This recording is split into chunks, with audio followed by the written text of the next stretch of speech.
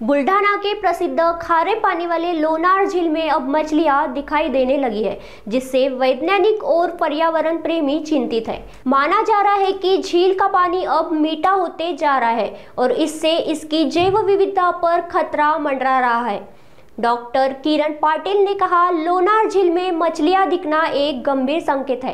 विशेषज्ञों की टीम इसकी जांच कर रही है कि पानी के रासायनिक गुणों में यह बदलाव क्यों आया।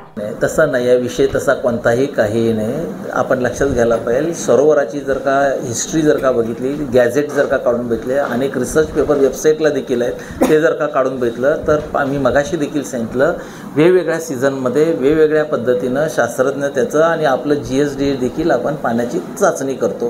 त्याच्यामध्ये pH लेवल जी आहे, आजची pH पावसाळ्यानंतरची pH ची लेवल आणि उन्हाळ्यातली pH लेवल ह्याच्यामध्ये फरक पडतो। कारण पावसाळ्यामध्ये जास्त गोड्या पाण्याचं पावसाचं पाणी गेल्यामुळे pH लेवल काही कमी येते।